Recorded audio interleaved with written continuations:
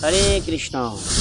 পানিহাটি দধিশিরা উৎসব বা দণ্ড উৎসব, আসুন জেনে নেই এই পানিহাটি দধিশিরা উৎসবের ঐতিহাসিক গুরুত্ব কী, রঘুনাথ দাস গোস্বামী কে ছিলেন, কেন রঘুনাথ দাস গোস্বামীকে দণ্ড প্রদান করা হয়েছিল, কে রঘুনাথ দাস গোস্বামীকে দণ্ড প্রদান করেছিলেন, আর এই পানিহাটি দধিশিরা উৎসবের তাৎপর্যই বা কী। হরে কৃষ্ণ। শুধু গৌরভক্তবৃন্দ, আমি বিক্রম কেশব দাস রয়েছি আপনাদের সাথে। আজকে আমরা আলোচনা করব পানিহাটি দধিশিরা উৎসবের তাৎপর্য নিয়ে। তো চলুন শুরু করা যাক আজকের ভিডিও। তো প্রথমেই আমরা আলোচনা করব ঐতিহাসিক গুরুত্ব নিয়ে। পানিহাটি দধিশিরা উৎসবের ঐতিহাসিক গুরুত্ব কী। এটি প্রায় 500 বছরের পুরনো সনাতন ধর্মীয় বা বৈষ্ণব ধর্মীয় একটি ঐতিহাসিক বৈষ্ণব অনুষ্ঠান, যা প্রতি বছর জ্যৈষ্ঠ মাসের শুক্লপক্ষের ত্রয়োদশী তিথিতে এটি পালিত হয়ে থাকে। এটি ভারতের পশ্চিমবঙ্গের 24 পরগনা জেলার পানিহাটির গঙ্গার তীরে এটি উৎসব পালিত হয়ে থাকে। কিন্তু এটি আর এখন বর্তমানে ভারতের মধ্যে সীমাবদ্ধ নয়, সারা বিশ্বব্যাপী এই পানিহাটি দধিশিরা উৎসব পালিত হয়ে আসছে। এখন আমরা জানব যে রঘুনাথ দাস গোস্বামী কে ছিলেন এবং রঘুনাথ দাস গোস্বামীকে কে দণ্ড প্রদান করেছিলেন, বা কেন এই পানিহাটি দধিশিরা উৎসবকে দণ্ড উৎসব বলা হয়। তো শ্রী চৈতন্য গৌরাঙ্গ মহাপ্রভু যখন এই কলিযুগে অবতীর্ণ হন, তখন চৈতন্য মহাপ্রভু যখন প্রতি দ্বারে দ্বারে নগর সংকীর্তন করেন, হরিনাম প্রচার করেন, প্রতি নগর আদি গ্রামে কৃষ্ণ নাম প্রচার করেন, তখন তার অনেক পার্শ্ববৃন্দের আবির্ভাব ঘটে, যারা তাদের জীবন যৌবন সব কিছু চৈতন্য মহাপ্রভুর জন্য উৎসর্গ করেছিলেন। তার মধ্যে অন্যতম ছিলেন এই রঘুনাথ দাস গোস্বামী। তিনি ছিলেন একজন জমিদারের পুত্র, একমাত্র পুত্র, যার পিতা ছিলেন ভারতের পশ্চিমবঙ্গের হুগলি জেলার গোবর্ধন দাস, জমিদার গোবর্ধন দাসের একমাত্র পুত্র রঘুনাথ দাস গোস্বামী। তো তিনি এই রঘুনাথ দাস গোস্বামী তিনি একজন বৈষ্ণব ধর্মের অন্যতম একজন প্রবর্তক, এবং তিনি ছিলেন স্বরগোস্বামীর অন্যতম একজন গোস্বামী। তিনি যখন যৌবনে চৈতন্য মহাপ্রভুর সন্ধান লাভ করেন, তখন তিনি বাবার মায়ের সমস্ত সম্পদ উপেক্ষা করে, সমস্ত ধন সম্পদ, নারী, টাকা পয়সা, বাড়ি গাড়ি সব কিছুর প্রতি অনীহা প্রকাশ করেন, এবং তিনি শুধুমাত্র চৈতন্য মহাপ্রভুর প্রতি আকৃষ্ট হয়েছিলেন।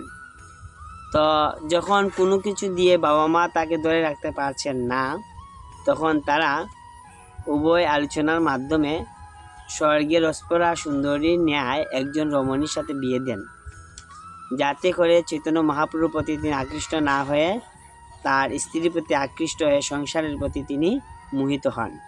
কিন্তু না অর্থ, না সম্পদ, না টাকা পয়সা, না নারী বা স্ত্রী, কোনো কিছুই তাকে আকৃষ্ট করতে পারেনি।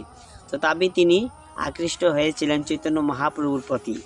তিনি বারবার ছুটে যেতেন চৈতন্য মহাপ্রভুর কাছে, এবং সেখানে গিয়ে তিনি চৈতন্য মহাপ্রভুর সাথে সংকীর্তন আন্দোলন করতেন, হরিনাম প্রচার করতেন, হরে কৃষ্ণ মহামন্ত্র জপ করতেন।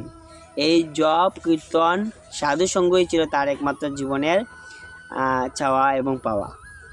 তো যখন কোনো কিছু তাকে আকৃষ্ট করতে পারেনি, তখন নিত্যানন্দ প্রভু একদিন তাকে বললেন যে তোমাকে দণ্ড ভোগ করতে হবে, আমি তোমাকে দণ্ড দিচ্ছি।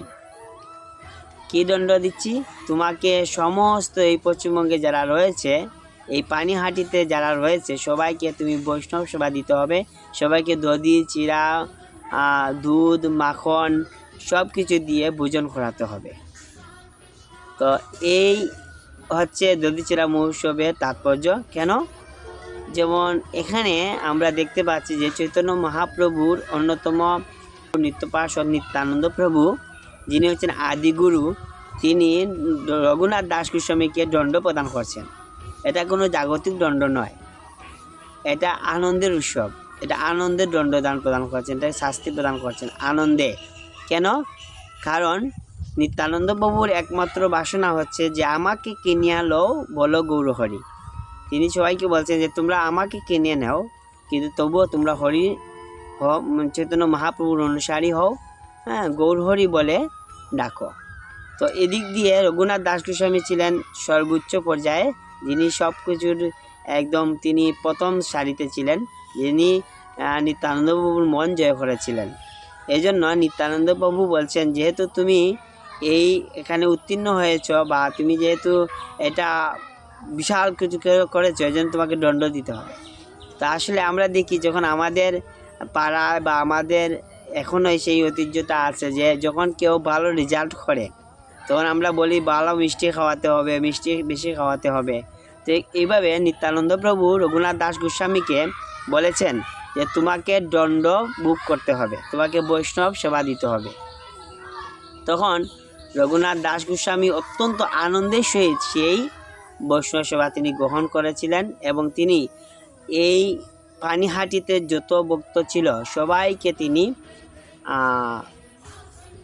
বৈষ্ণব সেবা দিয়েছিলেন। এত বিশাল পরিমাণে হাজার হাজার ভক্ত, তিনি হাজার হাজার ভক্তকে তিনি বৈষ্ণব সেবা দিয়েছিলেন। তো সেখানে নিত্যানন্দ প্রভু উপস্থিত ছিলেন, কিন্তু চৈতন্য মহাপ্রভু সেখানে উপস্থিত ছিলেন না।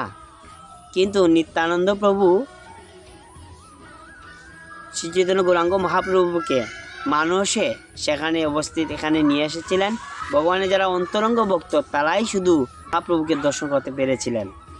তো সেখানে স্বয়ং ভগবান চৈতন্য মহাপ্রভু উপস্থিত ছিলেন। তো দেখুন, এই যে দধিচিরা মহোৎসব, এটা শুধু দণ্ড উৎসব নয়, এটা হচ্ছে ভক্ত এবং ভগবানের মিলন উৎসব। এখানে অনেক তাৎপর্যপূর্ণ ঘটনা রয়েছে, তাৎপর্য রয়েছে। কেন তাৎপর্য রয়েছে? তাৎপর্যটা হচ্ছে যে এটা হচ্ছে একটা বৈষ্ণব সেবা, যে বৈষ্ণব সেবায় জাতি বর্ণ নির্বিশেষে ধনী দরিদ্র গরিব সুন্দর অসুন্দর সব ভেদাভেদ ভুলে সবাই একই সারিতে বসে প্রসাদ ভোজন করেছিলেন। এবং রঘুনাথ দাস গোস্বামী কাউকে ছোট কাউকে বড় না ভেবে সবাইকে সমদৃষ্টিতে দেখে বৈষ্ণব সেবা দিয়েছিলেন। এটা হচ্ছে ঐতিহ্যবাহী একটা বৈষ্ণব সেবা। আরও তাৎপর্য রয়েছে, এটা হচ্ছে একটা গুরুদণ্ড। আমরা এখান থেকে বুঝতে পারি যে যদি কেউ নিত্যানন্দ প্রভুকে ছেড়ে নিত্যানন্দ প্রভুকে ওভারটেক করে, নিত্যানন্দ প্রভুকে ছাড়া মহাপ্রভুর আরাধনা করে, তাহলে সে মহাপ্রভুর আরাধনা তার মহাপ্রভুর প্রতি তার ভক্তি পূর্ণ হবে না। এই জন্য নিত্যানন্দ প্রভু তাকে দণ্ড দিয়েছেন, কারণ নিত্যানন্দ প্রভু হচ্ছেন আদিগুরু। এই জন্য নিতাইর করুণা হবে বজে রাধা কৃষ্ণ পাবে, দৃঢ় করে ধর নিতাইর পায়। তো এই জন্য নিত্যানন্দ প্রভুকে ছাড়াই রঘুনাথ দাস গোস্বামী মহাপ্রভুর চরণ আশ্রয় গ্রহণ করেছিলেন। এই জন্য নিত্যানন্দ প্রভু যেহেতু আদিগুরু ছিলেন, সেই জন্য তিনি রঘুনাথ দাস গোস্বামীকে দণ্ড দিয়েছিলেন। এবং এটা কোনো শাস্তি নয়, এটা হচ্ছে আনন্দের উৎসব। সবাইকে ভোজন করাতে হবে, সবাইকে প্রসাদ পাওয়াতে হবে। এবং এটা 500 বছরেরও পুরনো একটা ঐতিহ্য। এই দধিচিরা মহোৎসব আমাদেরকে শিক্ষা প্রদান করে আমরা সবাই একত্রিত হয়ে জাতি বর্ণ নির্বিশেষে ধনী গরিব সবাই মিলিত হয়ে আমরা একই সারিতে বসে আমরা মহাপ্রভুর আরাধনা করতে পারি। সেখানে কোনো ভেদাভেদ নেই, সেখানে এমন কেউ নেই যে চৈতন্য মহাপ্রভু চরণে আশ্রয় গ্রহণ করতে পারবে না, সবাই করতে পারবে। তো ঐতিহাসিক দিক দিয়ে এবং সামাজিক রাজনীতিক সব দিক দিয়ে এই পানিহাটি দধিচিরা উৎসব আমাদের জন্য অত্যন্ত গুরুত্বপূর্ণ। তো আসুন আগামী 27শে জুন 2026 শনিবার আমরা সেই উৎসব পালন করি, আর সবাই মিলে আমরা এই বৈষ্ণব সেবার মহিমা আমরা হৃদয়ঙ্গন করে আমরা এখান থেকে কৃপা লাভ করি। আগামী 27 জুন 2026 শনিবার আমাদের আন্তর্জাতিক কৃষ্ণ ভাবনামৃত সংঘ ইসকন সিলেটের অন্যতম প্রচার সংগঠন শ্রীহট্ট গৃহস্থ ভক্ত কাউন্সিল এর পরিচালনায় অনুষ্ঠিত হবে পানিহাটি দধিচিরা মহোৎসব বা দণ্ড উৎসব। আমাদের সিলেটে ইসকন সিলেটে বিশাল আয়োজন রয়েছে। সবাইকে নিমন্ত্রণ জানিয়ে আজকের মতো এখানে বিদায় নিচ্ছি। সবাই ওই দিন সকালে বুড়ে আসুন এবং সবাই মিলে আমরা সেই দধিচিরা উৎসব পালিত করব। সেই পর্যন্ত ভালো থাকুন, সুস্থ থাকুন এবং কৃষ্ণ ভাবনায় থাকুন। হরে কৃষ্ণ।